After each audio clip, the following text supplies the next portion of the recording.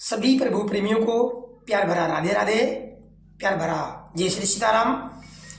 प्यारे संत समाज को प्यार भरा जय श्री सीताराम। आज हम इस वीडियो में चर्चा करने वाले हैं मार्गशीर्ष शुक्ल पक्ष यानी अगहन मास शुक्ल पक्ष के मोक्षदा एकादशी के बारे में। ये किस दिन है,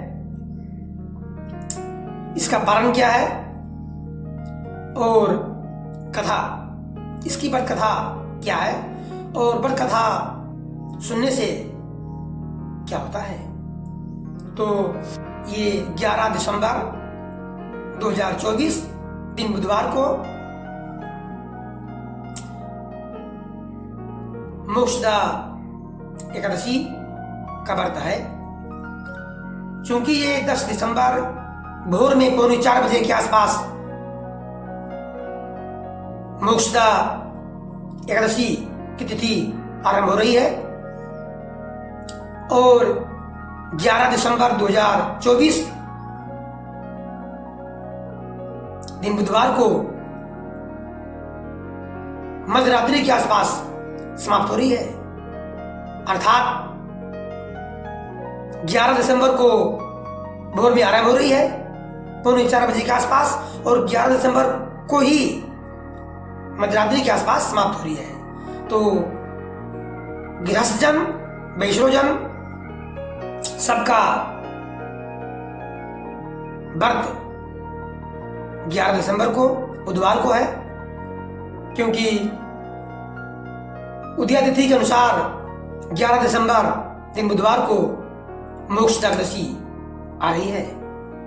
अगले दिन यानी 12 दिसंबर को प्रातःकाल आप लोग इस व्रत का पारण कर सकते हैं और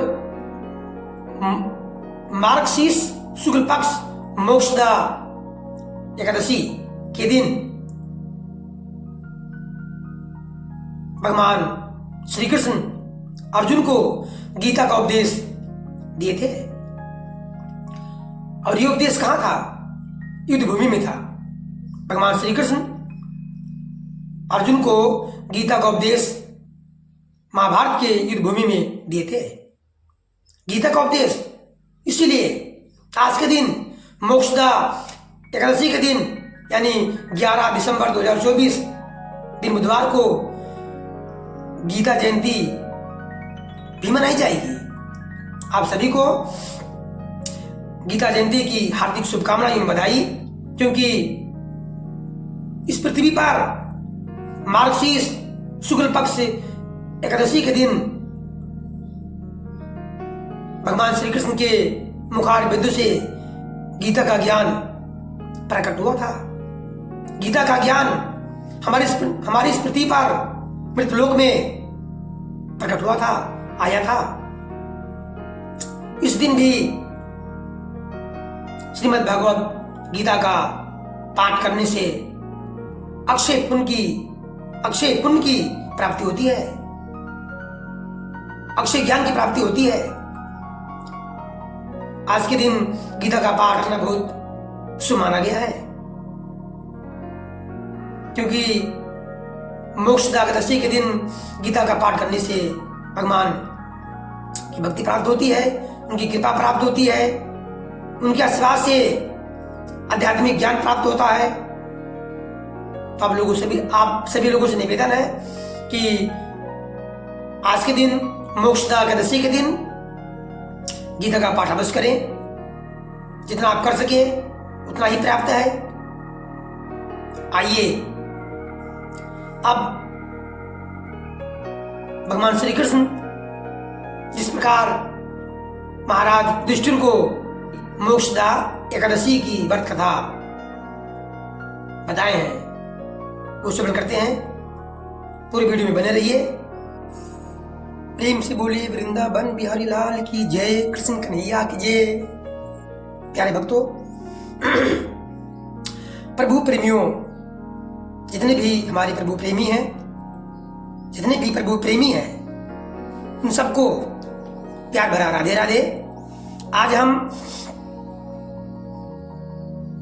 मार्गशीर्ष शुक्ल पक्ष यानी अगहन मास के शुक्ल पक्ष के मोक्षदा एकादशी के बारे में चर्चा करने वाले हैं। आपसे निवेदन इतना है कि मोक्षदा एकादशी जो मोक्ष देने वाली है, अपना भी, आपके पूर्वजों का भी, आपको भी और आपके पूर्वजों को भी मोक्ष देने वाली है।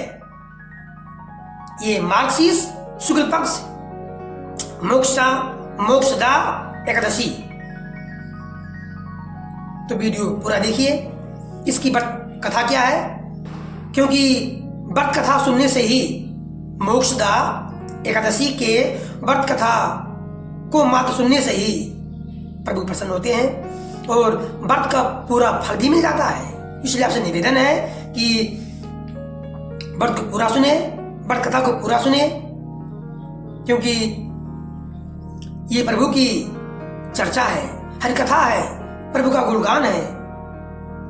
क्योंकि जो ये सुनता है प्रभु का गुणगान, व्रत कथा, कोई भी कथा हो, भगवान की कथा हो, गुणगान हो, तो सुनता है, उससे क्या होता है?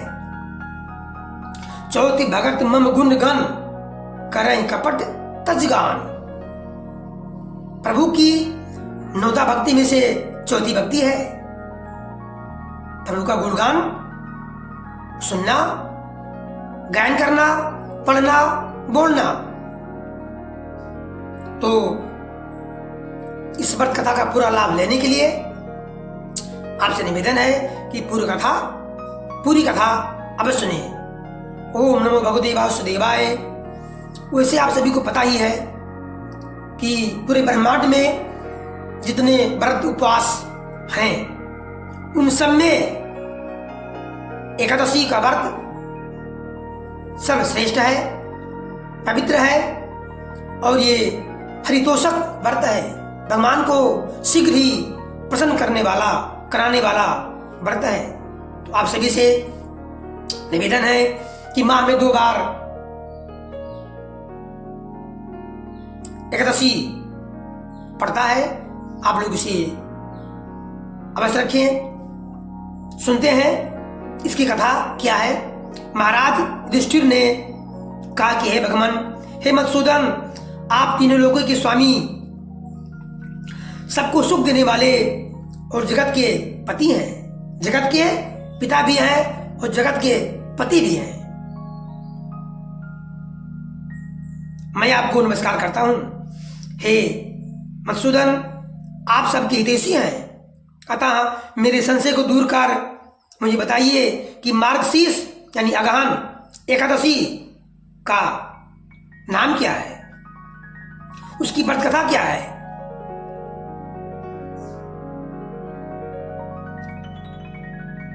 उस दिन कौन सी देवता का पूजन करना चाहिए और उसकी क्या विधि है, कृपया मुझे विस्तार से समझाइए। भक्त वत्सल भगवान श्री कृष्ण कहने लगे, हे धर्मराज युधिष्ठिर, तुमने बड़ा ही उत्तम प्रश्न किया है। इसके सुनने से तुम्हारा यश संसार में फैलेगा। मार्गशीर्ष शुक्ल पक्ष यानी अगहन शुक्ल पक्ष एकादशी अनेक पापों को नष्ट करने वाली है। इसका नाम मोक्षदा एकादशी है। क्या नाम है? मोक्षदा एकादशी। जैसा कि नाम से ही स्पष्ट है, मोक्ष देने वाली, मुक्ति देने वाली, मुक्ति अपना भी, मोक्ष अपना भी और आपके पूर्वज को भी मोक्ष देने वाली है। इस दिन दामोदर भगवान की पूजा विधि विधान से धूप दीप नैवेद्य आदि से भक्ति पूर्वक पूजा करनी चाहिए। अब इस विषय में एक पौराणिक कथा कहता हूं, ध्यान पूर्वक सुनिए। गोकुल नाम के नगर में वैखानस नामक राजा राज करता था। एक राजा था, उसका नाम था बैखानस। गोकुल नगर में राज्य करता था। उसके राज्य में चारों वेदों के ज्ञाता ब्राह्मण रहते थे। उसके राज्य में चारों वेदों के ज्ञाता ब्राह्मण रहते थे।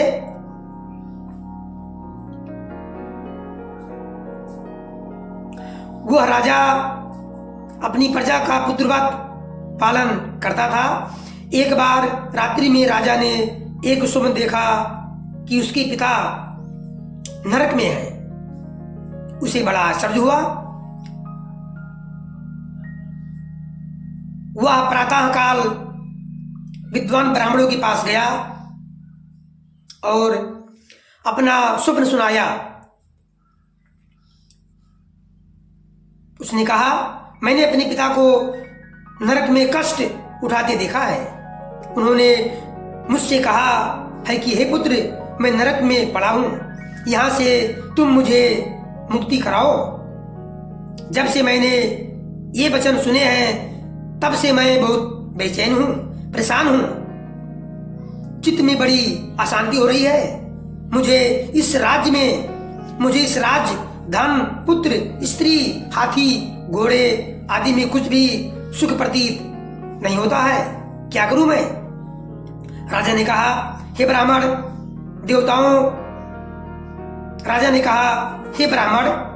देवताओं, इस दुख के कारण मेरा सारा शरीर जल रहा है। अब आप कृपा करके कोई तप, दान, व्रत आदि ऐसा उपाय बताइए जिससे मेरे पिता को मुक्ति मिल जाए। उस पुत्र का जीवन व्यर्थ है जो अपने माता पिता का उद्धार ना कर सके। एक उत्तम पुत्र जो अपने माता पिता तथा पूर्वजों का उद्धार करता है वह 1000 मूर्ख पुत्रों से बढ़कर है, अच्छा है। जैसे एक चंद्रमा सारे जगत को, सारे संसार को प्रकाशित करता है, प्रकाश देता है, परंतु हजारों तारे मिलकर ऐसा नहीं कर सकते। ब्राह्मणों ने कहा, हे राजन, यहाँ पास ही भूत, भविष्य, वर्तमान के ज्ञाता पर्वत ऋषि का आश्रम है। कौन ऋषि? पर्वत ऋषि का आश्रम है। आपकी समस्या का हल हम जरूर करेंगे। ऐसा सुनकर राजा मुनि के आश्रम पर गया। उस आश्रम में अनेक शांत चित्त योगी और मुनि तपस्या कर रहे थे। उसी जगह पर्वत मुनि बैठे थे। राजा ने मुनि को साष्टांग दंडवत किया, प्रणाम किया। मुनि ने राजा से सांगोपांग कुशल पूछी।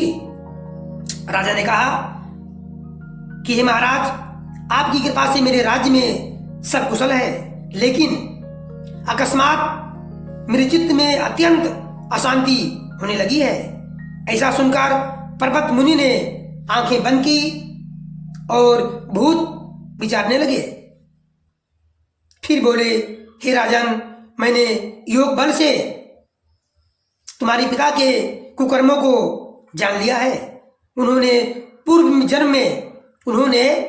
पूर्व जन्म में कामातुर होकर एक पत्नी को रति दी, किंतु सौत के कहने पर दूसरी पत्नी को ऋतुदान मांगने पर भी नहीं दिया। उसी पाप कर्म के कारण तुम्हारे पिता को नरक में जाना पड़ा। तब राजा ने कहा, कोई उपाय बताइए। तब राजा ने कहा, इसका कोई उपाय बताइए। मुनि बोले, हे राजन, आप मार्गशीर्ष यानी अगहन मास के शुक्ल पक्ष की मोक्षदा एकादशी का उपवास विधि विधान से करें और उस उपवास के पुण्य को अपने पिताजी को संकल्प कर दें। इसके प्रभाव से आपके पिता की अवश्य नरक से मुक्ति होगी। मुनि की ये वचन सुनकर राजा महल में आया और मुनि के कहने के अनुसार कुटुंब सहित, पूरे परिवार सहित मोक्षदा एकादशी का व्रत विधि विधान से किया और इसके उपवास का पुण्य उसने अपने पिता को अर्पण कर दिया। इसके उपवास का पुण्य उसने पिता को अर्पण कर दिया। इसके प्रभाव से उसके पिता को मुक्ति मिल गई, मोक्ष मिल गया, उद्धार हो गया और स्वर्ग में जाते हुए वह पुत्र से कहने लगे, हे पुत्र, तेरा कल्याण हो। ये कहकर उसके पिताजी, राजा के पिताजी स्वर्ग को चले गए। मास की अगहन मास की शुक्ल पक्ष की मोक्षदा एकादशी का व्रत जो विधि विधान से करते हैं, सच्चे मन से करते हैं, सच्ची भक्ति से करते हैं, उनके समस्त पाप नष्ट हो जाते हैं। इस व्रत से बढ़कर मोक्ष देने वाला और कोई व्रत नहीं है इस विश्व में। इस कथा को पढ़ने या सुनने से वायपी यज्ञ का फल मिलता है। ये व्रत मोक्ष देने वाला तथा चिंतामणि के समान सब कामनाएं पूर्ण करने वाला है। इसलिए हे राजन, हे युधिष्ठिर, तुम भी अपने कुटुंबियों सहित मार्गशीर्ष शुक्ल पक्ष के मोक्षदा एकादशी का व्रत विधि विधान से करो, जिससे पूरी परिवार सहित आपको भी मोक्ष की प्राप्ति होगी।